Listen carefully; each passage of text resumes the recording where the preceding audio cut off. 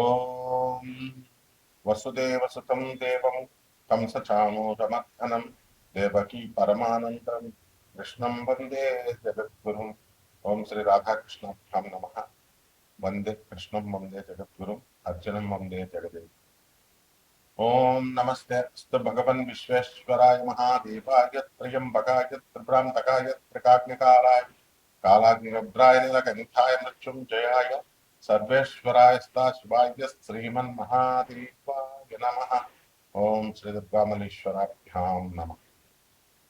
మనకి మహాభారత యుద్ధంలో మనకు వచ్చినటువంటి పాత్రలను కనుక తీసుకుంటే వీళ్ళంతా కూడా 12 రాసులకి చెందినటువంటి వాడు.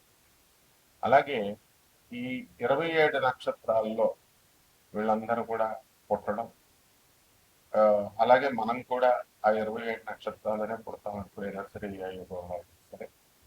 సో ఆ బైఫర్కేషన్ అనేటటువంటి దశ అగ్రిగేట్ చేసి పెట్టారు. వీళ్ళు ఈ నక్షత్రాల్లో పుట్టినటువంటి వాళ్ళు, ఈ పాదాల్లో పుట్టినటువంటి వాళ్ళు, అలాగే ఈ రాసుల్లో పుట్టినటువంటి వాళ్ళు. దాన్ని బట్టి మీకే అర్థమైపోతుంది మీరు ఏ రాశి వాళ్ళు ఏ నక్షత్రంలో పుట్టారో ఆ లక్షణాలను బట్టి.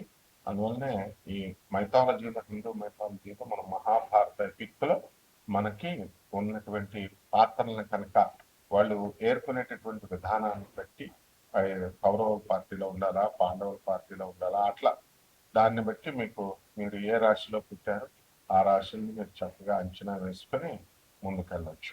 ముందుగా మనకి మహాభారత యుద్ధం మనం చూసాం, కురుక్షేత్ర మహాయుద్ధం.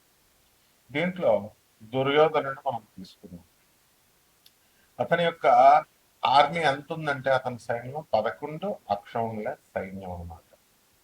సో ఇది చాలా మ్యాసివ్ అన్నమాట. ఇది మామూలుగా ఉండదు. అండ్ ఈ యొక్క బ్యాటిల్ డివిజన్ లో పాండవులకి 7 అక్షౌహిణుల సైన్యం ఉంది. మరి కౌరవులకి మనం దుర్యోధనుడి దగ్గరికి వచ్చేసరికి ఇతనికి ఎంతమంది అంటే 100 మంది సోదరులు. మొత్తం కౌరవులు 101 మంది. ఆ 101 మందిలో ఒకడు యుయుత్సవ అనేటటువంటి ఆయన పాండవుల పక్షానికి వెళ్ళిపోతాడు. ఇక మిగతా 100 దుస్సాహసులు, మిగతా తమ్ముళ్ళంతా కూడా దుర్యోధనుడితోనే ఉంటారు.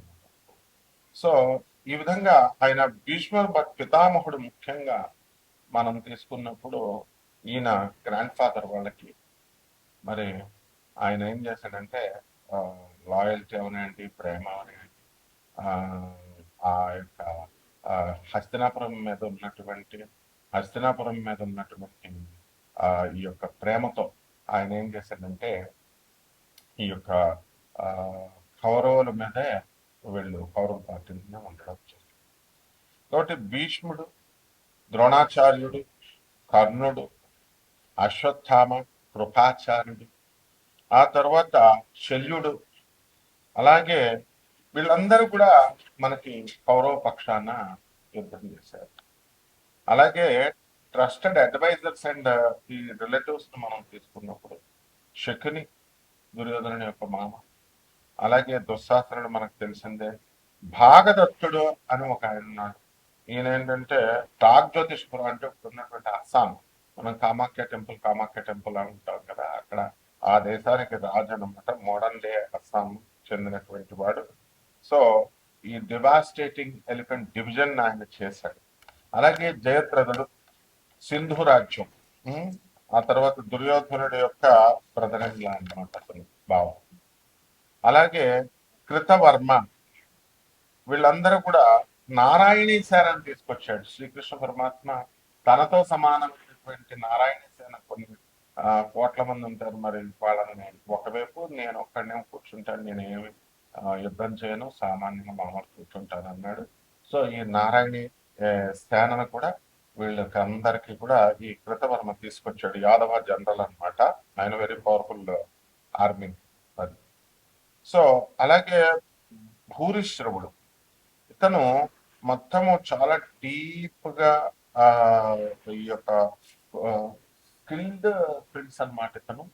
మరి అటువంటి ఆయన ఈ యొక్క పాండవులతో ఎప్పుడు కూడా లింగరింగ్ రైవల్రీ ఉండేది. అందువలన అతను చేయడము ఇవంతా కూడా జరిగిందనమాట. సో ఈ 101 మందిలో మనకి యూత్స్ మనం చెప్పాం కదా, అతను హాఫ్ బ్రదర్ అనమాట కౌరవులకి. ఆ తర్వాత ధృతరాష్ట్రుడు గాంధారి యొక్క వేశ్య హ్యాండ్ మైడ్ అని ఉంటుంది. మైడ్, ఆమె పేరు సుఖధ. ఆమెకి ధృతరాష్ట్రుడికి పుట్టాడు. ఆ, దుర్యోధనుడు గాంధారి కడుపులో ఉన్నప్పుడు ఎంతకాలానికి, ఎవరైనా ఒక 9 నెలలు ఉంటారు, ఎంతకాలానికి రాడనమాట కడుపులో నుంచి. ఎందుకంటే అతను కలి, పుట్టబోయేటటువంటి వాడు కలి అవుతాడు, మేనిఫెస్టేషన్ ఆఫ్ కలి. కాబట్టి ఎక్కువ టైము ఉండేసరికి ఈయన ఫ్రస్ట్రేట్ అయిపోయాడు. ఆ, ధృతరాష్ట్రుడు ఏమైనా సరే నాకు ఇల్లీగల్ హెయిర్ కావాలి, నాకు సంతానం కావాలా అని చెప్పేసి వెళ్ళి మేట్తో కలుస్తాడు అనమాట, సంగమిస్తాడు. అక్కడి నుంచి పుట్టిందే యుయుత్సుడు. తర్వాత కీచకుడు కూడా మనకి ఈ యొక్క దుర్యోధనుడి పార్టీలో ఉండడం జరిగింది. ఆ విధంగా గాంధారి, ధృతరాష్ట్రుడు, వీళ్ళందరూ, విదురుడు. ఈ విదురుడు మనకి బయలాజికల్ సన్ అనమాట వ్యాస మహర్షికి. తర్వాత అంబిక అనేటటువంటి క్వీన్ కి, ఆ ఆమె ఆమె had made in to the queen Ambika. ఆమె ఆమె పేరేంటి, పరిశ్రమ. అంటే దాసికి వ్యాసుల వారికి పుట్టినటువంటి వాడు ఈ యొక్క విదురుడు అనమాట. ఆయన తర్వాత వీళ్ళంతా కూడా ఇవి పాత్రలు. ఇకపోతే మనకి వచ్చేసరికి పాండవుల్లో మనకు తెలుసు అభిమన్యుడు. కాబట్టి ఉప పాండవులు ఉన్నారు మనకి, ద్రౌపదికి పుట్టినటువంటి వాళ్ళు. అండ్ ఈ అత్యంత దురదృష్టవంతురాలైనటువంటి గాంధారి ఏంటంటే, కెటాస్ట్రోఫిక్ లాస్ జరిగింది ఆమెకి. 100 మంది కుమారులు మరణించడం అన్నమాట. అలాగే అర్జునుడు, అభిమన్యుడు, పాండవులు, యుధిష్ఠరుడు, తర్వాత ధర్మరాజు మనకు తెలిసిందే, యుధిష్ఠరుడు అంటాం ఆయన్ని, భీముడు, నకులుడు, తర్వాత సహదేవుడు, అర్జునుడు, వీళ్ళంతా కూడా పాండవులు. మరి వీళ్ళకి సహాయం చేస్తూ మనకి చాలా మంది, మరి ఈ యొక్క దుష్టధ్యుమ్నుడు, ద్రుపద మహారాజు యొక్క కుమారుడు దుష్టధ్యుమ్నుడు, కమాండర్ ఇన్ చీఫ్ ఆఫ్ అన్నమాట ఆయన మొత్తం పాండవ ఆర్మీ కూడా. అలాగే భీముల కుమారుడైనటువంటి ఘటోత్కచుడు, సాత్యకి, ద్రుపద మహారాజు, విరాట్ మహారాజు, యుయుత్సుడు, వీళ్ళంతా కూడా పాండవుల వైపు పోరాడారు అనమాట. సో ఈ యొక్క పోరాటంలో ధర్మము అనేటటువంటిది గెలవాలి. ఇది శ్రీకృష్ణ పరమాత్మ యొక్క నిశ్చయం. అంటే అసలు దుర్యోధనుడి యొక్క జననం ఎందుకు జరిగిందండి అంటే, దుర్యోధనుడు సెంట్రల్ యాంటాగనిస్ట్ అనమాట ఆయన. అలాగే ఆ ఫేస్ ఆఫ్ అధర్మాకి, అన్రైటియస్నెస్ కి అతను మారుతుంది. ఈయన దగ్గర ఉన్నటువంటి లక్షణం ఏంటంటే జలస్నెస్ బాగా ఎక్కువ, ఫ్యూయల్డ్ బై అన్చెక్డ్ జలస్నెస్. అంటే చాలా జలస్నెస్, గ్రీడ్, దురాశ అనమాట. అండ్ ఈగో ఎక్కువ. అండ్ కాన్స్టెంట్ గా ఈ యొక్క పాండవుల్ని చంపాలి అనేటటువంటి అసాసినేషన్ అటెంప్ట్స్ చేస్తూనే ఉన్నాడు కంటిన్యూస్ గా. సో అలాగే ఈ యొక్క కాంప్రమైజ్ అవరని ఆయన సంధి అని అంటే, ఈ రిఫ్యూజ్ టు కాంప్రమైజ్ అనమాట అతను. ఆ విధంగా అల్టిమేట్ గా ఏమైంది, డివాస్టింగ్ కురుక్షేత్ర వారిని తీసుకురావడము ఇతని యొక్క ఉద్దేశం అల్టిమేట్ గా. సో ఇతను ఎందువలన అలా చేస్తాడు అని అంటే, ఈ యొక్క శ్రీకృష్ణ పరమాత్మ మరి ఈ యొక్క ఆయన మీదకి జరాసంధుడు, మరి కంసుడిని చంపాడు కదా, కంసుడు ఆయన అల్లుడు అనమాట, జరాసంధుడి అల్లుడు. అందువల్ల శ్రీకృష్ణ పరమాత్మ మీద 17 సార్లు బలరాముడి మీదకి వచ్చినప్పుడు కృష్ణుడు కావాలని మొత్తం ఆ సైన్యాన్ని అంతటిని చంపేసి జరాసంధుని మాత్రం కావాలని వదిలేశాడు. ఆయన ప్లాన్ ఏంటంటే, మొత్తము ఎవరెవరైతే రాక్షసులు ఇంకా ఉన్నారో, ఈ ఈవిల్ మైండెడ్ వాళ్ళందరినీ తీసుకొస్తాడు వీడి సైన్యం కింద. అప్పుడు మళ్ళీ వాళ్ళందరినీ తుదముట్టిద్దాం. ఇది శ్రీకృష్ణ పరమాత్మ యొక్క ప్లాన్. అందువల్ల మా మధుర మీదకి 17 సార్లు వచ్చినప్పటికీ కూడా జరాసంధుడిని 5 నిమిషాల్లో చంపవచ్చు ఆయన, కానీ చంపకుండా వదిలేసేటంలో శ్రీకృష్ణ పరమాత్మ యొక్క లక్షణం, ఆ ఉద్దేశం అది. ఆ తర్వాత అతనికి తెలుసు కృష్ణుడికి ఈ యొక్క భీముడి చేతిలోనే జరాసంధుడి యొక్క మరణం ఉంది. కాబట్టి ఈ విధంగా మనకి ఈ యొక్క యుద్ధాలు అనేటటువంటివి జరిగింది. అలాగే మనకి దుర్యోధనుడిని మనం ఎలా చేస్తాము అంటే, అతను ఎర్త్లీ ఇన్కర్నేషన్ ఆఫ్ కలి అనమాట, భూమి మీద పుట్టినటువంటి వాడు ఏంటి, కలి పురుషుడు. కాబట్టి ఈ పర్సానిఫికేషన్ ఆఫ్ ది కలియుగ, ఆ కలియుగానికి మారిపోయినప్పుడు మారు రూపం. అంటే ఇక్కడ ఏంటంటే age of darkness and wise ఉంటుంది. అండ్ ఇక్కడ అజ్ఞానము ఎక్కువగా ఉంటుంది అనమాట. కలియుగంలో ఎవరు చెప్పిన మాట వినరు, ఎవరి మాట ఎవరు వినరు. సో రాదర్ దాన్ ట్రెడిషనల్ గా జీటీ కింద పుట్టకుండా ఆయన ఏం చేశాడు, he was born from portion of the dark నుంచి పుట్టి, డార్క్ ఎంటిటీ నుంచి పుట్టి ఈ యొక్క డిస్ట్రక్షన్ చేయాలి. ఓల్డ్ ఆర్డర్ ని, పాత తరాన్ని అంతటిని కూడా డిస్ట్రక్షన్ చేసి ఎర్త్ ని క్లీన్ చేయాలి. క్లీన్ చేసేసి ఈ కురుక్షేత్ర వార్ ద్వారా క్లీన్ చేసి ముందుకి మళ్ళీ కలియుగానికి తీసుకెళ్లి మళ్ళీ కృతయుగానికి అలా నడపడం కోసం కలిపి ఉంటాడు. సో ఈ విధంగా మనకి ఇన్ని పాత్రలలో మన యొక్క రాష్ట్రాలంతా కూడా 12 రాష్ట్రాలు ఉన్నాయి. ఈ 12 రాష్ట్రాల్లో వాళ్ళ యొక్క క్వాలిటీస్ ని మనం చూసుకున్నప్పుడు ఎవరికి ఏ పాత్రకి ఇష్టం. కొంతమందికి కర్ణుడు ఇష్టం, కర్ణుడు యుద్ధం చేశాడు, ద్రోణాచార్యుడు, భీష్ముడు ఇదంతా చేశారు. ఇంకా మరి కర్ణుడి మీద చాలా సింపతి ఉంటుంది. సో కర్ణుడు చనిపోయినప్పుడు చాలా మంది దేవుళ్ళు ఏడ్చినటువంటి వాళ్ళు చాలా మంది ఉంటారు. ఎవరెవరంటే సూర్య భగవానుడి కుమారుడు, బయలాజికల్ ఫాదర్ కర్ణుడికి, ఆయన ఏడుస్తాడు. తర్వాత శ్రీకృష్ణ పరమాత్మ కూడా ఏడుస్తాడు అనమాట. అంటే అతని లాయల్టీకి, కరేజ్ కి, బ్రావరీకి మళ్ళీ అటువంటి వాడు దొరకడు తను కర్ణుడు అనేటటువంటి ఉద్దేశంతో. అలాగే సాల్వ పర్వంలో, శల్య పర్వంలో ఏమని చెప్పబడిందంటే శ్రీకృష్ణ పరమాత్మను అర్జున్ వారు ఇద్దరు కలిసి పార్టీ చేసుకుంటారు, సెలబ్రేట్ చేసుకుంటారు కర్ణుడు చనిపోయినప్పుడు. ఈ విధంగా కాంట్రవర్సీ కూడా కన్వర్స్ గా చెప్తారు. అయితే ఈ రకంగా మనకి ఈ పాత్రలను బట్టి ద్వాదశ రాశుల వారికి అందరికీ కూడా మనకి ఇప్పుడు మనం మీ పాత్రలు దేనికి రిలేట్ అయినా చూసుకొని మనం ఈ ద్వాదశ రాశుల వారికి కూడా ఇప్పుడు రాశి ఫలాలు ఏ విధంగా ఉన్నాయో చూద్దాం. ఒక్కొక్క రాశి వారిగా మనం చూద్దాం.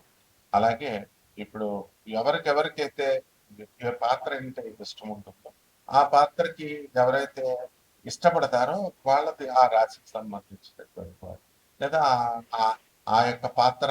ఇప్పుడు కృష్ణ పరమాత్మ ఉన్నాడు, రోహిణి నక్షత్రంలో పుట్టాడు, వృషభ రాశి. నేను కూడా మరి రోహిణి నక్షత్రంలో పుట్టాను, నేను వృషభ రాశి రాదు. అందువల్ల సాధారణంగా కృష్ణుడు అంటే నాకు భక్తి ఎక్కువ, ప్రేమ ఎక్కువ. అలాగే అర్జునుడు వారి నారాయణ మహర్షులు కాబట్టి అర్జునుడు అంటే ఇష్టం నాకు. కర్ణుడు ఎవరికి హాని చేయకపోయినప్పటికీ కూడా ఎంత లాయల్ గా ఉన్నా, ఎంత బ్రేవరీ ఇదంతా ఉన్నా కూడా మనకి ఇష్టం ఉంది. అలాగే మీరు కూడా మీ యొక్క రాశి వారికి మీకు ఈ పాత్రలు నేను చెప్పాను కదా, ఆ పాత్రని బట్టి మీరు ఒక్కొక్కటే అన్వయించుకోవచ్చు. ఆ రాశిని చూసుకోండి ఒక్కొక్కటి. ఓకే, ఇప్పుడు ఒక్కొక్క రాశి వారిగా మనం చూద్దాం. మిథున రాశి. ఈ మిథున రాశి వారికి అందరికీ కూడా మనకి ఇక్కడ దుర్యోధనుడు చాలా ఏ విధంగా అయితే జలస్నెస్ అనేటటువంటి దాని వల్ల, గ్రీడ్ వల్ల ఎక్కువగా మనకి ఇదయ్యాడో, ఆ లక్షణాలు అనేటటువంటివి కొంతమందికి ఈ యొక్క రాశి వారికి అందరికి కూడా మిథున రాశి వారికి ఉండడం అనేటటువంటివి జరుగుతాయి. కాబట్టి ఈ యొక్క రాశి వారికి అందరికీ కూడా మనకి మిథున రాశి కొంచెం గురుడు మనకి చక్కగా కర్కాటక రాశిలోకి వచ్చాడు. అందువలన జూలై 16 తర్వాత రవితో కలిసి ఉండడం వల్ల మనకి అనుకున్న పనులన్నీ కూడా అనుకున్నట్టు సక్సెస్ఫుల్గా ముందుకు వెళ్ళడం అనేటటువంటివి జరుగుతాయి. ఆదాయాలు బ్రహ్మాండంగా పెరుగుతాయి. ఖర్చులు కూడా చాలా అధికమైనటువంటి ఖర్చులు మీరు చేయడం అనేటటువంటిది జరుగుతుంది. అయితే మనశ్శాంతి లోపము అనేటటువంటిది మీకు చాలా ఎక్కువగా ఉంటుంది. దానివల్ల ఏమవుతుందంటే మీకు ఈ యొక్క రాశి వారికి అందరికీ కూడా పొలాలు, వ్యవసాయాలు చేసేటటువంటి వాళ్ళకి కొంచెం అధిక ఆదాయం వస్తుంది. టమాటా పంటలు, మిర్చి ఇలాంటి పంటలు వేసుకోండి. అలాగే police, commercial tax, income tax డిపార్ట్మెంట్స్లో పనిచేస్తున్నటువంటి వాళ్ళందరికీ కూడా మనకి చక్కగా ప్రమోషన్స్ రావడానికి అవకాశాలు ఉన్నాయి. విదేశాలకు వెళ్ళేటటువంటి అవకాశాలు మిథున రాశి వారికి కనబడుతున్నాయి. అలాగే ఈ యొక్క విదేశాలలో ఉన్నటువంటి మీ యొక్క బంధువుల వల్ల మనశ్శాంతి లోపము అనేటటువంటిది ఈ యొక్క రాశి వారికి కనబడుతూ ఉంటుంది.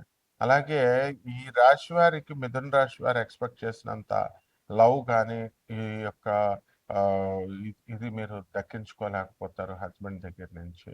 సో ఈ రకంగా కొంత తీవ్రమైనటువంటి అసంతృప్తితో ఈ యొక్క రాశి వారు ఉంటారు. కానీ ఆదాయ పరంగా ఎకనామికల్‌గా అలాగే ఈ యొక్క డిఫరెంట్ మోడ్స్ నుంచి వచ్చేటటువంటి ధన ఆదాయము ఇదంతా గూడా దాని నుంచి ఫ ఏ ఇబ్బంది ఉండదనమాట.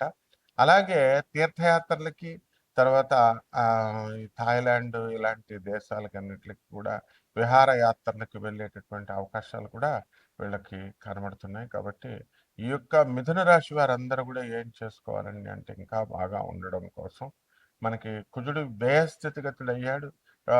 రియల్ ఎస్టేట్ రంగంలో ఉన్నటువంటి వాళ్ళకి ఇంకా సరైనటువంటి బేరాలు రావడం లేదు. స్థలాలు కొనడం లేదు కాబట్టి కుజ జపం చేసుకోండి. కుజ స్తోత్రాలు చదవండి. కుజుడికి కిలోంపావు కందుల్ని, ఎరుపు రంగు వస్త్రాలనిచ్చి పేద బ్రాహ్మణులకి మంగళవారం నాడు ఉదయం 9 గంటలకి దానం చేసుకోండి. అలాగే ఎర్ర పళ్ళను, ఎర్ర కుంకుమతో, పుష్పాలతో మీరు చక్కగా సుబ్రహ్మణ్యేశ్వర స్వామి వారి ఆరాధన చేసుకోవడం, ఆయనకు నివేదించడం ఇలాంటివన్నీ కూడా చేసుకోవాలి. అలాగే మేడి చెట్టుని ఇంట్లో వేసుకొని దాన్ని పూజించుకుంటూ చక్కగా చేసుకోవాలి. ఈ రకంగా చేసుకుంటే బ్రహ్మాండంగా ఉంటుంది. శుభమస్తు.